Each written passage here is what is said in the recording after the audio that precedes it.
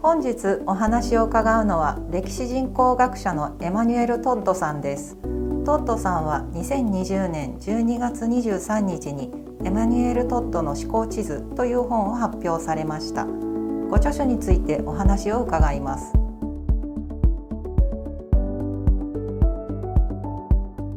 トッドさんはご著書の中で家族構成やその歴史を通して国家や世界の変容を分析するというアプローチを始めた経緯を語られています。時代の変化の中で家族構成を統計的に観察していくと何がわかるのでしょうか。J'ai commencé avec les structures familiales ainsi qu'avec mes autres variables, l'alphabétisation, les paramètres démographiques, parce que j'étais historien et que c'était le genre d'histoire qu'on faisait quand j'étais jeune.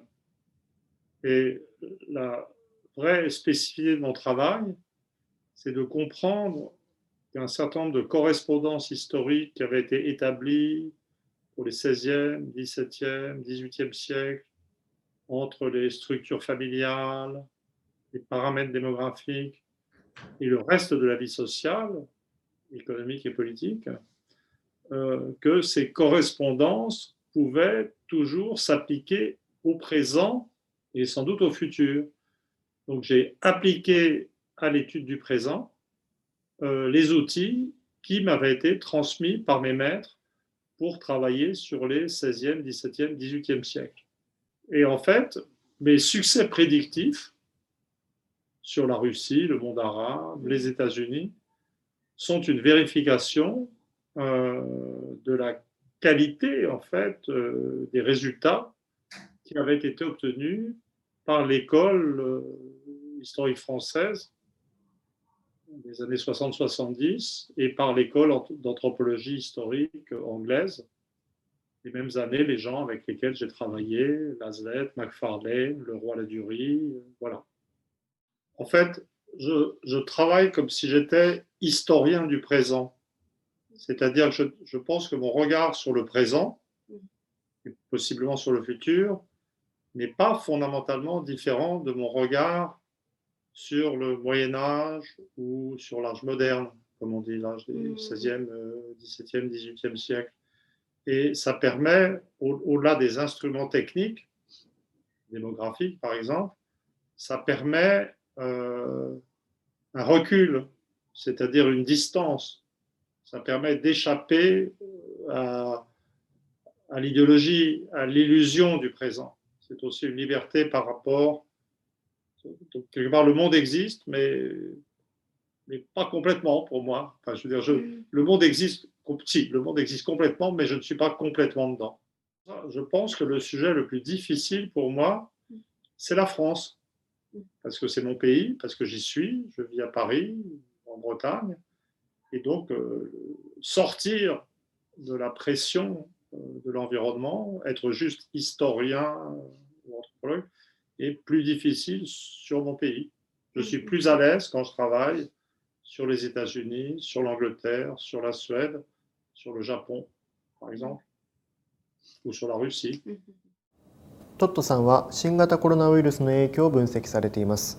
コロナウイルスの流行を通してトッドさんがどんなことを見極めようとしているのか教えてください。Alors, c'est très difficile parce que d'abord, il faut distinguer les vagues successives du Covid. Pour le moment, à ma connaissance, je n'ai dit des choses que sur la première vague.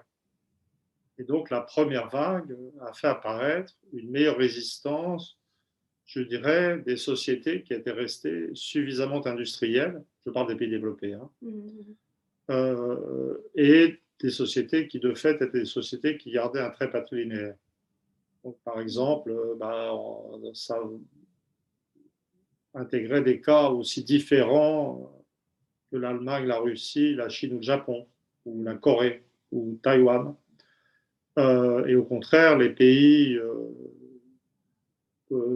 désindustrialisés, féministes de la périphérie, comme le monde anglo-américain, la France et la Suède, même d'une certaine façon, avaient eu beaucoup plus de morts. Donc ça, c'était la première vague. Alors maintenant, dans une deuxième phase, on est dans l'incertitude. D'abord parce on ne sait pas si le virus va muter indéfiniment, produire de nouvelles variantes. On ne sait pas si ces nouvelles variantes seront résistantes ou non au vaccin. On ne sait pas si, en fait, le Covid va devenir une sorte de grippe planétaire dont on ne sortira jamais et dont on ne pourra sortir que par du vaccin et un combat incessant. Et dans ce contexte, eh ben, pour moi, il est douteux que les pays qui ont résisté à la première vague, qu'on a déjà citée, résistent si bien aux vagues suivantes. L'Allemagne est déjà tombée, en fait. La résistance allemande a été temporaire, et maintenant l'Allemagne est très inquiète, et on peut envisager que bientôt l'Allemagne ait autant de morts que la France, finalement.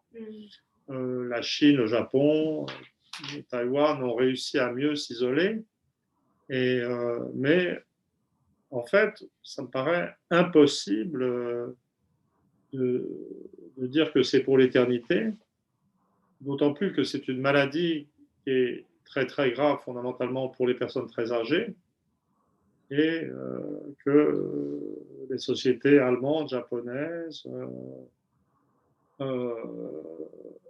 et bientôt chinoises en fait ont une structure d'âge très défavorable pour résister à une épidémie comme ça. Hein, c'est-à-dire, c'est pour ça d'ailleurs que récemment je me suis posé des questions sur le caractère raisonnable ou non de la réticence du Japon à vacciner, en fait. C'est-à-dire, hein, j'ai vu que le Japon attendait et compte tenu de la structure d'âge de la population japonaise, hésiter sur les vaccins me paraît un pari risqué. Pour moi, ce Covid, c'est, j'ai déjà dit, c'est le Tchernobyl de la globalisation. C'est-à-dire que tous les présupposés, ça fait apparaître très clairement que les présupposés de la globalisation, qui disaient qu'on devait aller vers un monde interconnecté, où chaque pays se spécialise et se met à dépendre de tous les autres pour des choses essentielles ou non essentielles, était un rêve dangereux. Puisque bien entendu, maintenant, l'attitude raisonnable, ça serait pour chaque pays, pour chaque nation, pour chaque collectivité solidaire de base, de réassurer un minimum d'indépendance, en fait, de production, de sécurité. Il y a des grandes différences. Là, des pays comme la France et l'Angleterre sont très mal placés pour faire ça, ont beaucoup sacrifié. Mais donc ça, les gens devraient comprendre. Mais je veux dire, je ne sais pas s'ils vont être capables de se réorganiser, je dirais, de façon raisonnable, en resegmentant l'espace mondial.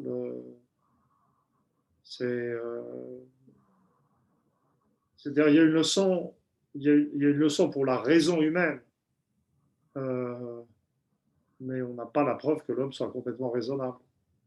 Je vais donner un exemple d'irrationnel humain en action.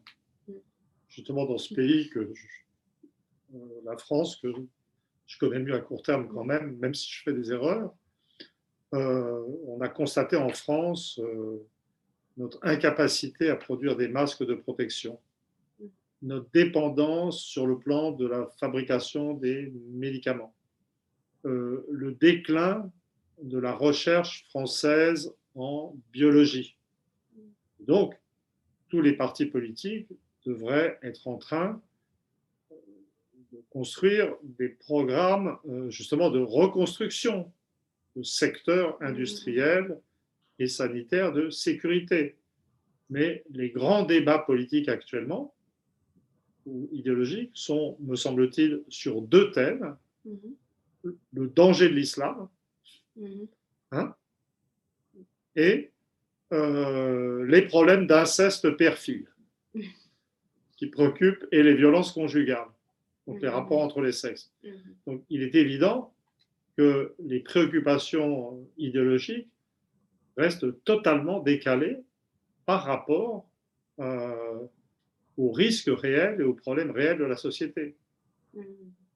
Il y a quelquefois, l'épidémie fait apparaître des vérités évidentes qui étaient repoussées. Donc, par exemple, dans les élites françaises, il y a un climat de russophobie incroyable. C'est vraiment dire du mal de Poutine, c'est une obligation culturelle. Et là, le système d'information doit gérer le fait, qui contredit leurs attentes, etc., de ce que les Russes semblent avoir été parmi les premiers à avoir conçu un vaccin efficace, pas cher, le Sputnik 5, et que maintenant tout le monde est en train de se demander si on ne va pas devoir acheter un vaccin russe. Donc il y a un élément, je dirais, pas humoristique, ça serait trop dire. Pour moi, l'élément humoristique le plus fort, je trouve, dans la situation française, c'est que les Français sont complètement obsédés par le foulard islamique, hein, et donc par les femmes qui se voilent, et semblent ne pas se rendre compte que maintenant, tout le monde, hommes et femmes, a un foulard sur la figure, avec le masque de protection. Mais je suis désolé. Mais là, ce qui est drôle, c'est que les gens ne s'en rendent pas compte. En fait, on est tous transformés en femmes musulmanes des régions intégristes. C'est que, évidemment, l'Europe se ridiculise dans l'acquisition des vaccins. On est ridicule, on n'a pas de vaccin. Et on n'a pas de vaccin parce que les Européens ont voulu négocier sur le prix des vaccins, etc. Et pour moi, l'un des émerveillements, donc l'un des stéréotypes de la culture occidentale, c'est l'idée que les Juifs sont radins. D'accord ? Moi, je suis d'origine juive pour moitié. Hein, et tout d'un coup, j'ai entendu des journalistes dire « Oui, au moins Israël, ils ont mis la main à la poche, ils n'ont pas hésité à dépenser de l'argent pour acheter des vaccins à n'importe quel prix. Eux n'ont pas été radins, ne se rendant pas compte qu'ils produisaient une inversion totale du stéréotype culturel. » Mais quand même, vraiment, pour revenir sur, il y a un point qui m'intéresse beaucoup en ce moment, c'est que sur cette épidémie, c'est que les gens ne comprennent pas l'épidémie. C'est-à-dire ne comprennent pas. En France même, on ne comprend pas pourquoi, alors que le gouvernement a tout raté, en fait, l'épidémie est sous contrôle. Est-ce que c'est la discipline des populations ? Mais les Français ne sont pas censés être un peuple discipliné. Hein ? Donc, les gens ne comprennent pas pourquoi le variant originel, a été remplacé par le variant anglais, mais le nombre de cas global n'augmente pas. En fait, les épidémiologies sont perdues. C'est la véritable nouveauté de l'épidémie de Covid, c'est que c'est une nouvelle menace, mais une nouvelle menace que personne ne comprend en fait. C'est ça qui est fascinant. Et donc en fait, c'est très très difficile de faire la prospective. On ne sait pas. C'est vraiment, j'ai jamais vécu ça moi. 米国の大統領選挙が終わり、バイデン氏が勝利しました。トランプが大統領になってから世界的にグローバリゼーションを絶賛する考え方に影が差し、保護主義を見直す傾向が強まりました。また、米国に限らず世界各地で移民に対して危機感を募らせる保守思想も台頭してきました。ブレクジットや2016年のトランプの勝利、米国や欧州で巻き起こるナショナリズム運動はこの流れを体現しているように見えます。この流れは今後も大きくなっていくと推測されますか？それともトランプ政権の終わりが一つの象徴で、世界はまたグローバリゼーションという潮流へ回帰していくのでしょうか？ Non, je pense que Trump et le Brexit indiquaient l'avenir, c'est-à-dire un recentrage des sociétés qui peuvent sur elles-mêmes. Pour moi, ça n'est pas du tout le retour du nationalisme. Hein. Le retour à la nation et le retour au nationalisme, c'est des choses très différentes. Parce qu'il n'y a pas du tout de dimension agressive. Il n'y a pas du tout de volonté de conquête. Et Trump est le président qui a refusé les interventions extérieures. Je veux dire, en un certain sens, c'est le plus national et le moins nationaliste des présidents américains. Et ça, je pense, mais les démocrates ont déjà indiqué que sur ces deux sujets fondamentaux qui sont le Buy American, qui avait d'ailleurs été déjà amorcé par Obama, et la menace chinoise, ils allaient suivre Trump, en fait. C'est d'ailleurs, je pense que l'une des raisons de l'acharnement des démocrates contre Trump, en termes judiciaires, cet impeachment qui ne sert à rien, etc., s'explique en partie par le fait qu'ils ont très peu de programmes véritables. Je pense qu'ils doivent continuer à attaquer Trump parce qu'ils reprennent les éléments principaux de son programme.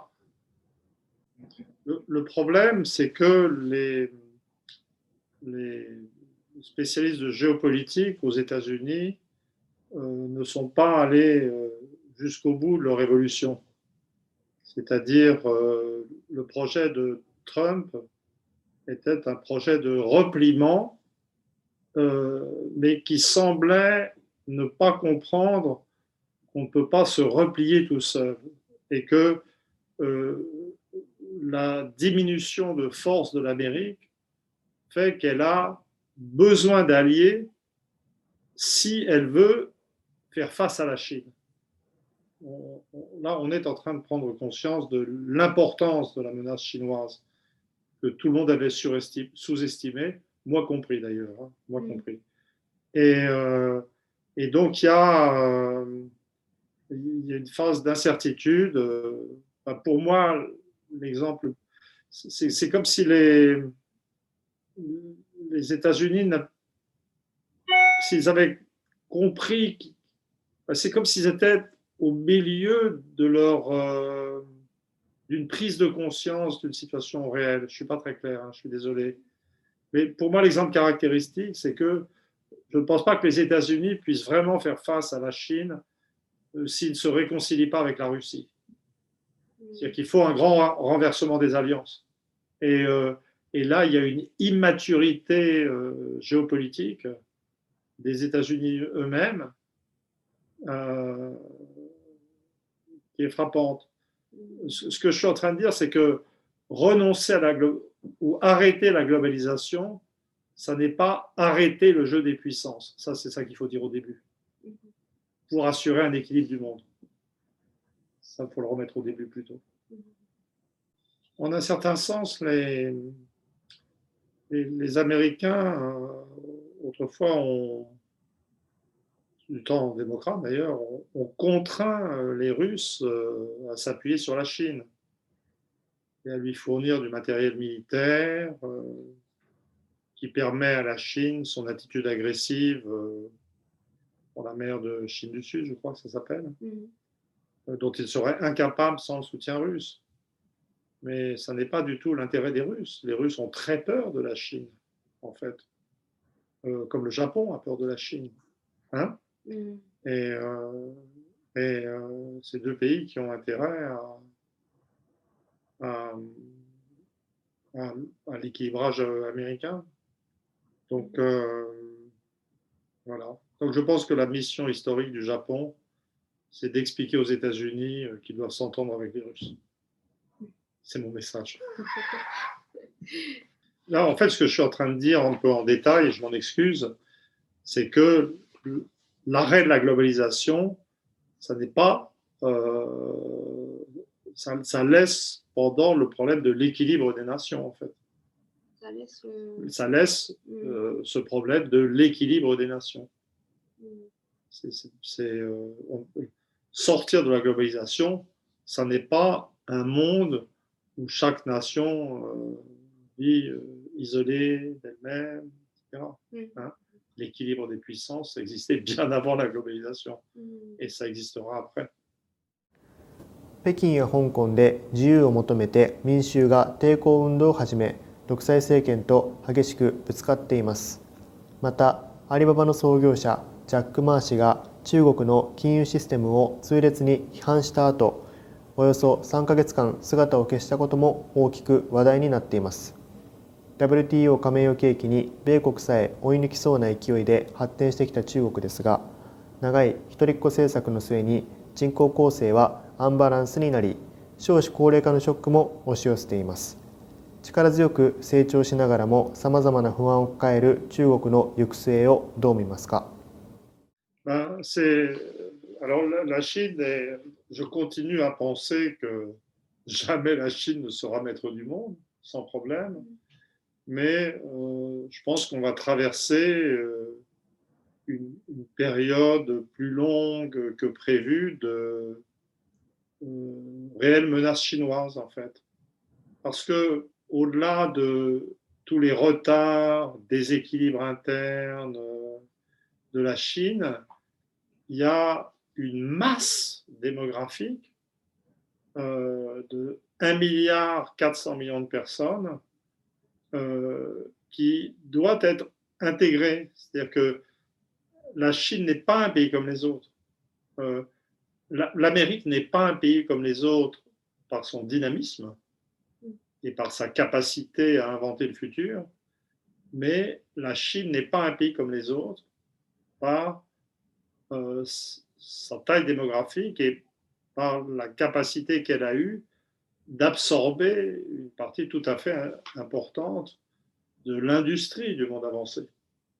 Et de même, si on regarde son niveau de développement, bien entendu, la proportion de gens qui font des études supérieures en Chine est beaucoup plus basse aux États-Unis, en Europe ou au Japon, mais la taille d'une génération est telle que ça représente des masses considérables et que la Chine peut produire des masses d'ingénieurs et de scientifiques tout à fait particulières, tout en gardant une structure par ailleurs archaïque.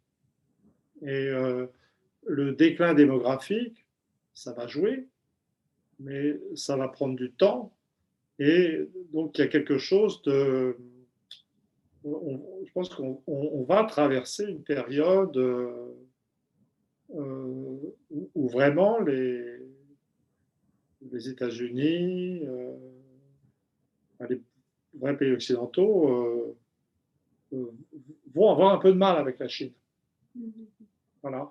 Qui, en plus, ce problème de puissance est doublé d'un affrontement idéologique. C'est vrai que la Chine représente, du fait de sa masse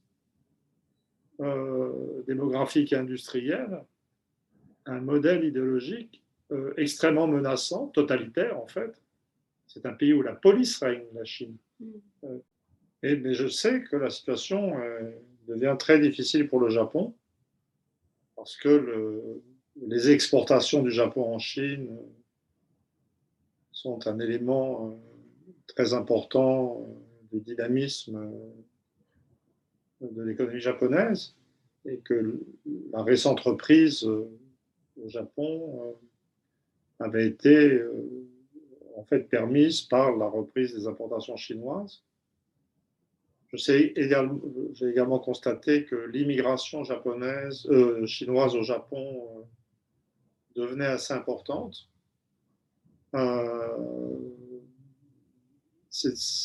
Comment dire, je pense que la situation du Japon, le Japon va être confronté à des choix assez importants sur ces questions. 膨大な量の情報を探したり検討したりする調査や分析の過程である日突然に体系だったアイディアを思いつく瞬間があると本書に記されています。そのアイディアはシンプルで誰にとっても理解可能なもので、トットさんはそういったアイディアが思いつく瞬間をブレイクと呼ばれています。ブレイクとは何でしょうか。どうすればブレイクにたどり着けるのでしょうか。Alors, je dirais, la première condition, c'est de ne pas être trop intelligent, de ne pas avoir un cerveau qui fonctionne trop bien. Euh, enfin, d'abord, il faut commencer par dire que c'est une question très difficile parce que je veux dire, moi c'est comme ça, d'autres, c'est sans doute autrement. Donc, vraiment, il faut être humble. Je ne peux pas donner de conseils, je peux juste dire comment ça se passe pour moi. C'est vraiment. Je répète ce que j'ai dit, c'est que un travail acharné sur l'accumulation de données, hein, d'abord, et puis espérer que quelque chose va se passer dans l'inconscient et qu'on va se réveiller le matin avec l'idée en question. En fait, je continue à faire de la recherche et je suis frappé sur les femmes, dans les trucs dans le désordre, sur la famille, sur l'histoire de la famille suédoise, sur l'histoire du protestantisme, etc. Et je suis frappé par l'idée que je me réveille le matin. Quand j'ai une idée, je me réveille le matin avec l'idée. Et donc, visiblement, ça s'est passé pendant mon sommeil, hein, vraiment. Mais ce qui m'a le plus frappé, c'est que moi, j'ai 2 fils chercheurs déjà, et je collabore d'ailleurs je me fais aider sur des sujets techniques par le plus jeune, et qui a ses propres sujets de recherche, et qui m'a expliqué l'autre jour qu'en se réveillant le matin, il s'était réveillé ayant résolu 2 points techniques liés à des problèmes informatiques qui le hantaient depuis des semaines. Je m'étais frappé, qu'il dit c'était au réveil. Et donc, en fait, le travail avait été fait pendant le sommeil. Mais je me souviens avoir lu dans un texte du grand auteur de science-fiction Isaac Asimov, qui était aussi un scientifique, qu'il avait le souvenir d'avoir eu beaucoup de mal avec un problème à résoudre, puis qu'il était allé au cinéma, et qu'en sortant de la séance de cinéma, il avait trouvé la solution dans son cerveau. Donc peut-être qu'il suffit que l'important, c'est de faire un pas de côté, c'est-à-dire je ne sais pas, d'aller au cinéma, emmener ses enfants à la campagne, tomber amoureux, mais ne pas s'intéresser qu'à son sujet. Et peut-être qu'il y a des chercheurs qui sont des machines à penser et qui fonctionnent avec une régularité d'ordinateur et pour lesquels ils n'associent pas leur travail des découvertes à de l'irrationnel, à de l'inconscient et à du passionnel. Je ne sais pas, moi. Je peux parler que pour moi.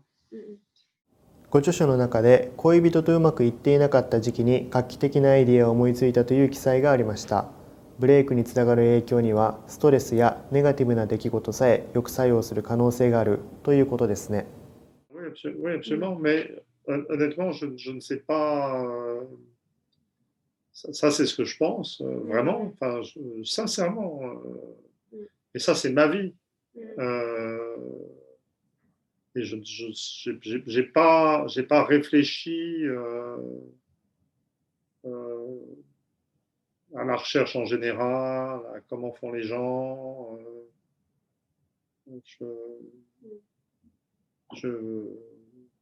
Vraiment, je crois qu'il faut être humble. Hein, c'est vraiment. J'ai des. Peut-être j'ai du temps quand je serai vraiment à la retraite, je lirai des biographies de scientifiques pour voir voir comment ça se passe pour eux.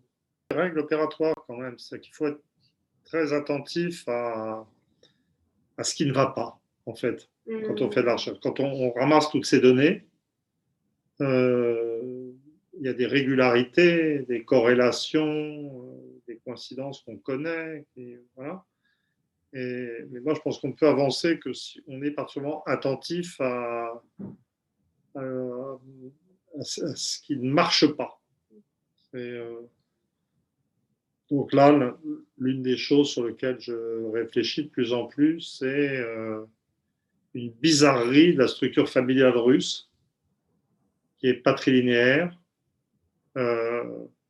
mais qui a gardé un statut très élevé des femmes. Et je me rends compte à quel point cette bizarrerie de la structure familiale russe est quelque chose d'important.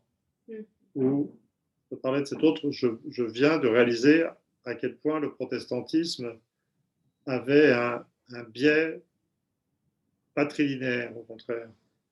Et je me disais, mais c'est bizarre, parce que les sociétés anglo-américaines et scandinaves sont très féministes.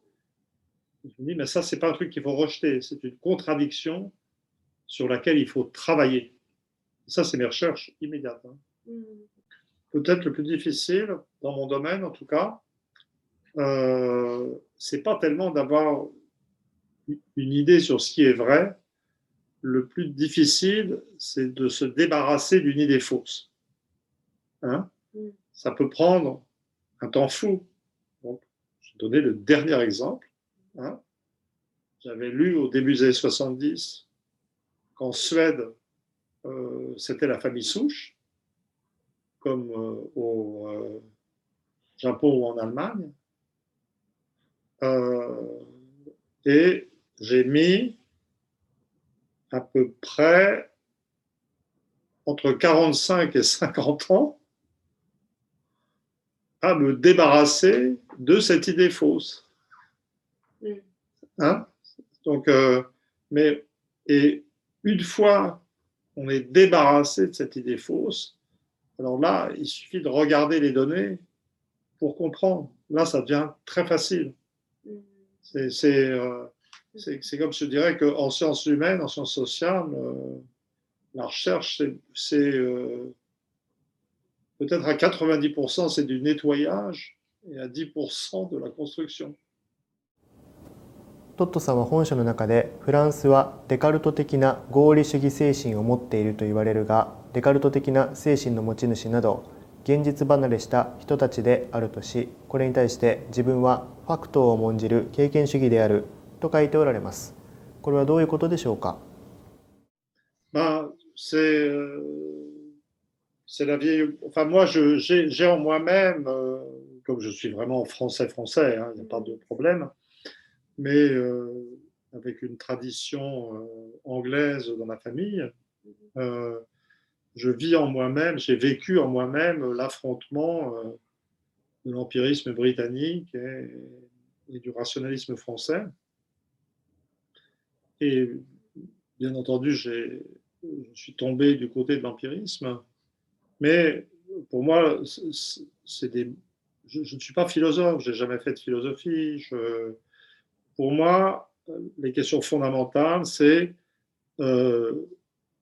est-ce qu'on doit passer son temps à opérer sur son propre cerveau, c'est-à-dire à se triturer le cerveau avec deux formes différentes.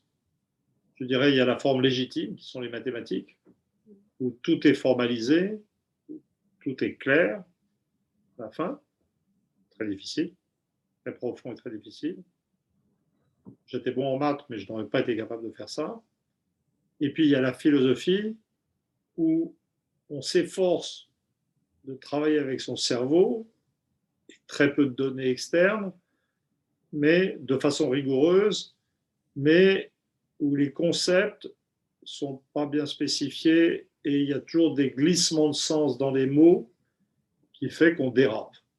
Voilà, ça c'est les deux branches du rationalisme en fait pour moi.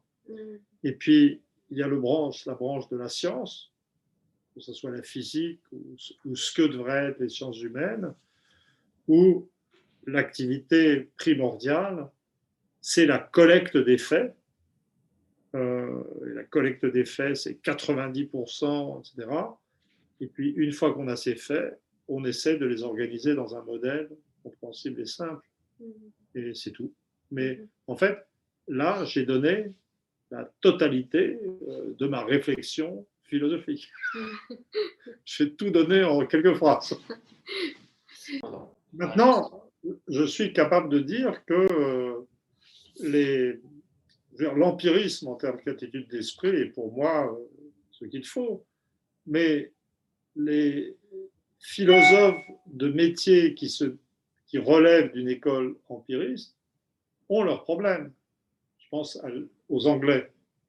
C'est-à-dire qu'une fois qu'on a averti aux illusions que produisent les mots, une fois qu'on a affirmé la prééminence des faits, etc., la seule attitude raisonnable, c'est l'arrêt de toute activité philosophique.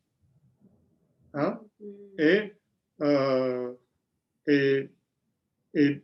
à ce stade, le philosophe empiriste est quelqu'un qui n'a plus rien à dire sur le monde, et qui doit devenir autre chose. Je vais donner une expérience. Tu vois, j'aimais beaucoup lire l'un de mes livres de chevet, c'était l'histoire de la philosophie occidentale de Bertrand Russell, qui, je pense, je ne sais pas comment le classer, mais c'est une attitude britannique tout à fait typique. Hein, très agréable à lire, tout paraît simple. Les philosophes compliqués sont présentés comme des idiots, tu vois, et le sont peut-être, je ne sais pas. Mais j'ai eu l'occasion de lire un autre texte de Bertrand Russell qui a écrit sur tous les sujets, hein, et un texte sur des questions morales ou éthiques où il parlait de divers pays du monde et qui renvoyait à des connaissances anthropologiques. Hein. C'était juste idiot parce qu'il ne connaissait rien à rien. C'est-à-dire qu'il ne suffit pas de dire que les faits sont importants, il faut aller les chercher. Et donc, d'accord? Tu vois ce que je veux dire ou pas? C'est bon, voilà. C'était juste pour évoquer une attitude nuancée. トットさんは本書の中で社会科学でキャリアを積むためには中流階級のメインストリームの思想と合致した考え方を示すことが大切で、インテリ界は真実に対して興味がないと語っておられます。そして自分は社交的でないから言いたいことや言うべきこと、感じることを言えるといった趣旨のお話もありました。日本でも同調圧力はしばしば話題になるテーマですが、トットさんの同調圧力と戦う心構えについて教えてください。Alors, d'abord, je crois qu'il y a l'expression plaire au père est très intéressante parce qu'elle associe le conformisme, dans un cas japonais, un peu au caractère hiérarchique et autoritaire de la culture. Hein? Mais moi, ce à quoi j'ai été confronté dans ma vie, c'est le conformisme de culture libérale, individualiste, où les gens sont beaucoup plus tenus dans le conformisme par des processus mimétiques d'imitation des uns des autres que par une autorité supérieure, en fait. Donc ça, c'est une première différence. Alors, si je t'en dis pour moi, comment j'ai résisté? Bon, d'abord, j'ai résisté grâce à ma tradition familiale, c'est-à-dire que j'ai une famille qui a ses traditions. Mon père il est toujours vivant, mais il était un journaliste connu. Mon grand-père, Paul Nizan, était comme un modèle d'indépendance d'esprit, puisqu'il avait été l'un des premiers intellectuels à adhérer au Parti communiste et l'un des premiers à le quitter au moment du pacte germano-soviétique. Et puis, c'est une famille juive qui présente un certain degré d'extériorité par rapport à l'environnement. Et anglaise, par ailleurs, voilà. Ça, c'est les conditions, tout ce qui vient de ma famille. Alors, ce qui vient de moi-même, au départ, est sans doute essentiellement, je dirais, moi j'étais bon élève, hein. Moi, je suis intelligent. Il n'y a pas de. Voilà. Hein, c'est pas, bon. Mais ce qui me vient de moi-même, au départ, et sans doute négatif, c'est que j'avais une personnalité très introvertie et j'étais très coupé de mon environnement, mais pas par une volonté positive de me couper. Simplement parce que j'étais d'une timidité maladive et que cette timidité et cet enfermement en moi-même m'a enfermé dans les livres et m'a solidifié en moi-même. Donc ça, c'est l'une des choses que je me dois. Et l'autre chose que je me dois, mais ça, je ne m'en rendais pas compte, en fait. Ça me gêne de le dire, mais je le dis en souriant, hein, comme une sorte de conclusion terminale.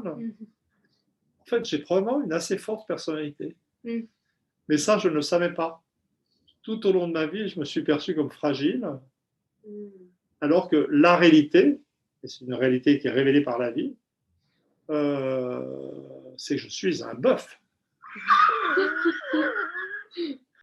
Oui, une personnalité de résistance, mais qui n'est pas de l'arrogance, en fait. C'est pas par rapport aux autres. Mais tu dis bien que c'est bizarre comme moi de m'envoyer un pareil compliment. Mais c'est un compliment de retraité. C'est quand je regarde, je me dis, ben, quand même, je ne peux pas comprendre ce qui m'est arrivé sans faire l'hypothèse.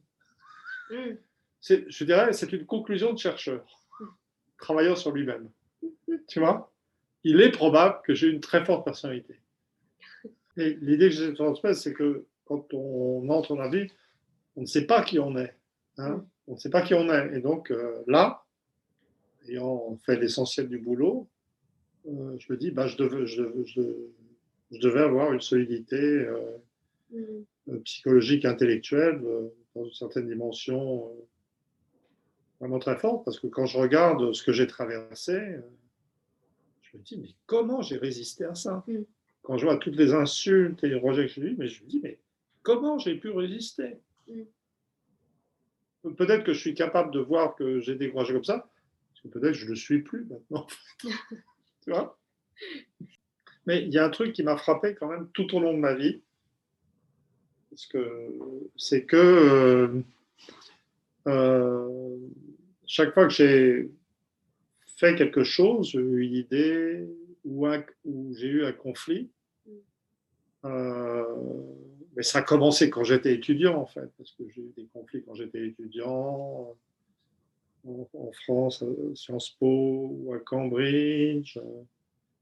Et puis j'ai sorti les premiers livres et d'autres qui ont posé des polémiques, etc.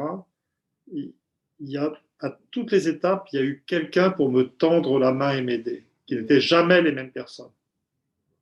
Donc en fait, il y a.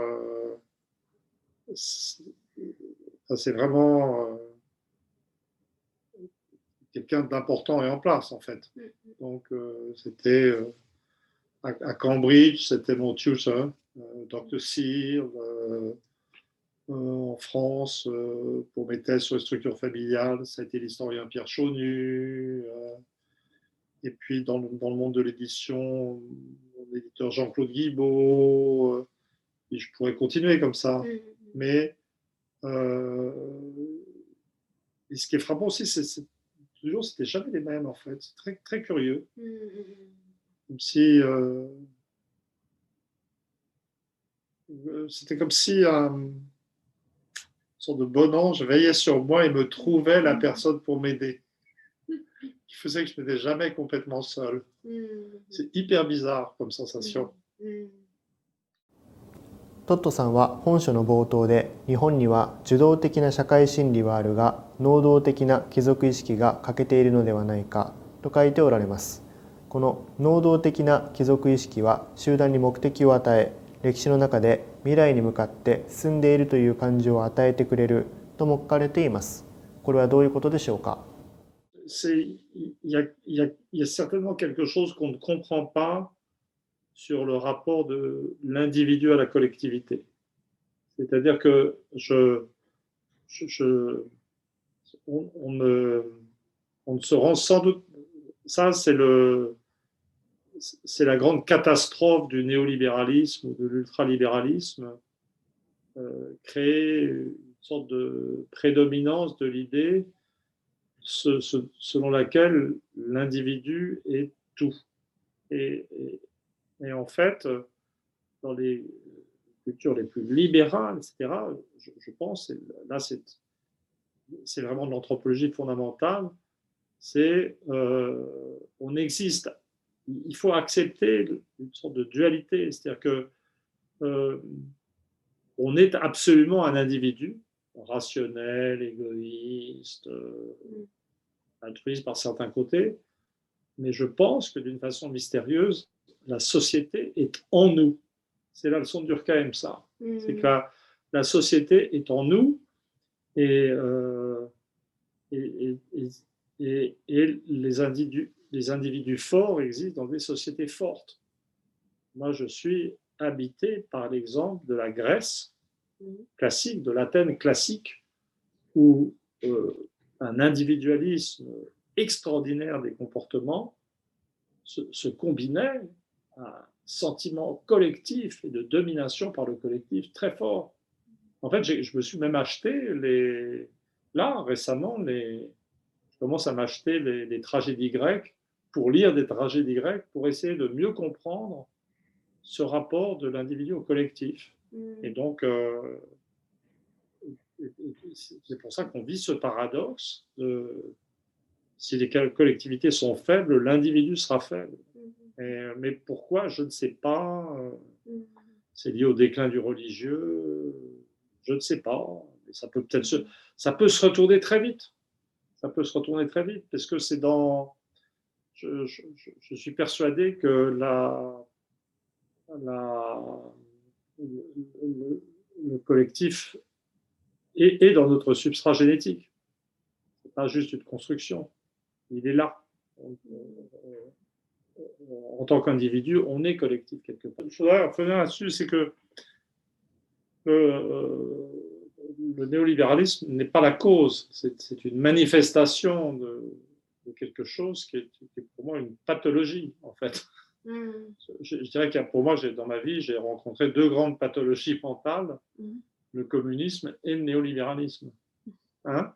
Donc, les gens qui pensent que la collectivité est tout, les gens qui pensent que l'individu est tout. Mais pour moi, le néolibéral est un malade, en fait. Il faut regarder avec compassion. Mais c'est un type qui ne se rend même plus compte que la langue qu'il parle, l'anglais, l'américain, le français, le japonais, je ne sais pas, est quelque chose qui lui a été donné par la collectivité et qui a contribué à la formation de son cerveau, en fait.